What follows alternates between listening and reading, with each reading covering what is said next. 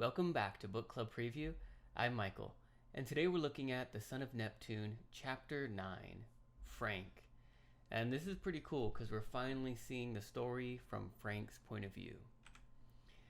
Well, it starts off with Frank just thinking, wow, I almost died several times today. The first time, as he's waiting outside with Hazel, and Frank has a really big crush on Hazel. He really likes her. But he also has he has this piece of wood that he always carries around. And if this wood burns, there's some kind of curse or something. That's also Frank's life that goes out as it burns. So Frank and Hazel are outside. They're in the cold, and Hazel's like, "Oh, I'm so cold." And Frank's like, "Oh, let me start a fire." And whenever he's with Hazel, he just gets crazy, and he would do anything for Hazel. He wants to be her knight in shining armor. And so Frank was gonna make a fire for her with his curse stick and die. He was thinking about telling her his secret, and Percy saved him from the Gorgons. So there were a few times he almost died in the morning.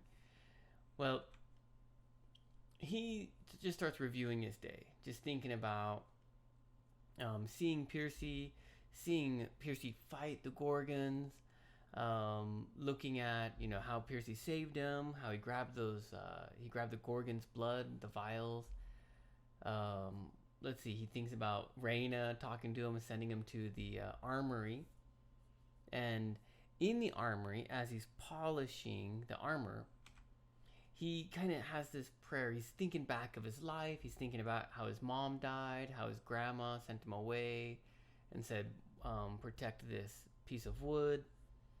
And then he's also thinking about how his 16th birthday has passed and his father hasn't claimed him. And so he's imagining, he's looking at his bow in the armory, and he's like, "Oh, please, Apollo, if you're my dad, claim me."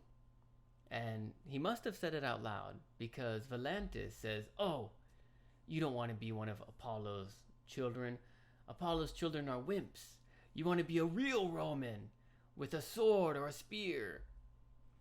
And as Valantis is just talking to Frank, he brings up that Frank stole the Gorgon's blood, and those were technically Percy's gifts or treasures, rewards, but Frank took them, and Frank was thinking about using them on himself.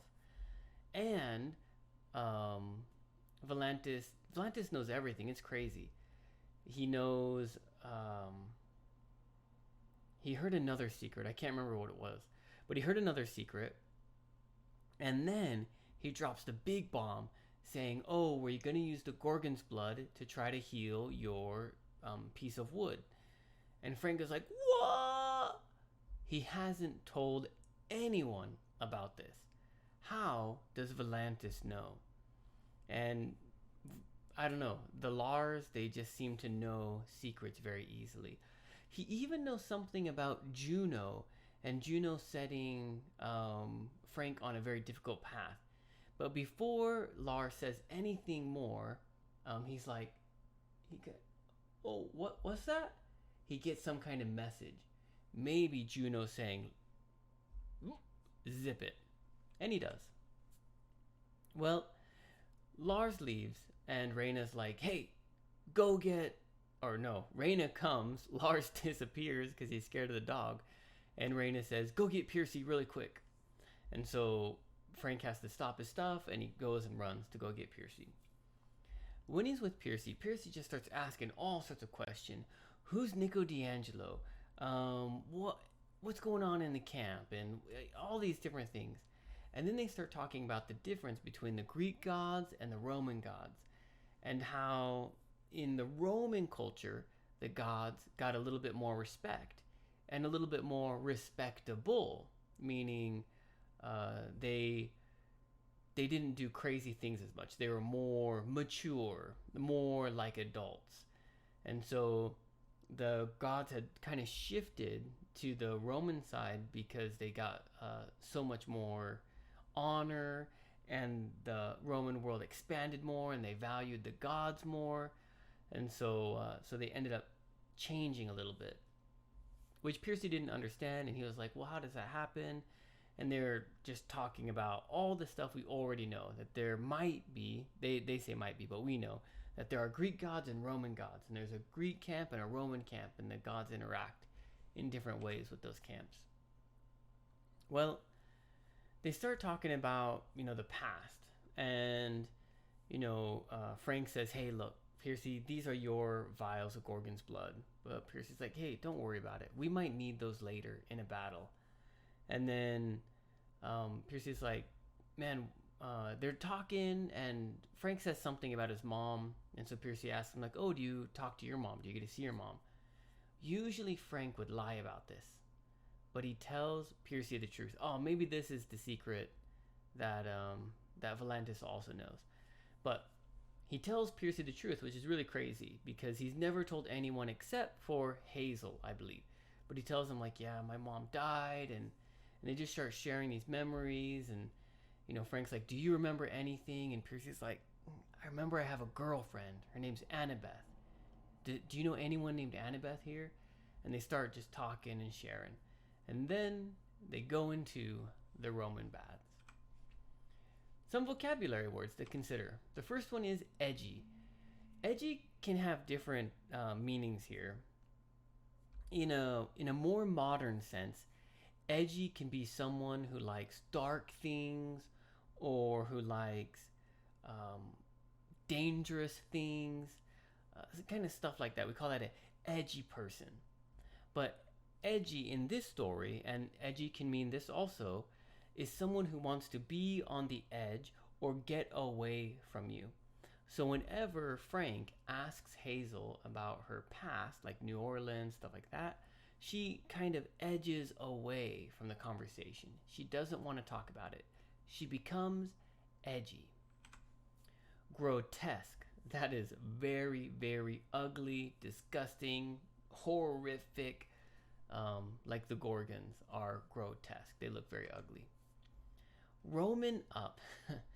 This is kind of an expression that we usually say, man up. Be like a man. Act like a man. Man up, we'll say to other guys. Oh, I hurt my hand. Oh, I can't play the game anymore. Hey, man up. Come on.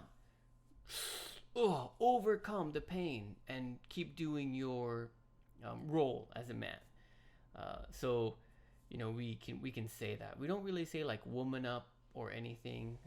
Sometimes I say dad up, like, oh man, I gotta be a dad and do my dad duty. But in this case, Volantis says Roman up. So be like a Roman, get your Roman skills going, stuff like that.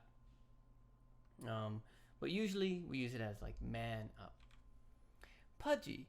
Pudgy means chunky or a little fat. Not really fat, but just a little thick. Like you can poke. And, because Frank has like a baby face, he's a little pudgy. He has a little, maybe we call it like baby fat left in his body. Loincloth, we see that in the story, the meaning, but I just want to make sure. Loincloth means underwear. So Volantis shares the story how a white chicken stole his underwear, and that's how he knew he was some god's child or something. Discussion question. All right, I want you to think about this one, okay? If you had the Gorgon's blood, how would you find out which one was the poison and which one healed? Right? We don't know which of these vials are which. I think maybe Volantis knew, but before he could share, he disappeared. But Frank doesn't know how to figure it out. Piercy doesn't know how to figure it out. How would you figure out which bottle is which? Of course, please make your own discussion question. Well, that's all the time that we have for today. Thank you so much for joining me for this episode of Book Club Preview. I'll see you guys soon. Bye-bye. Hey, if you have any questions about the video today, please feel free to leave a comment in the comment section. If you had any other vocabulary words that you wanted to know what they meant, let me know.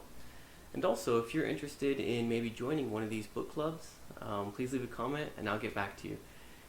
Thank you so much for watching. Bye bye.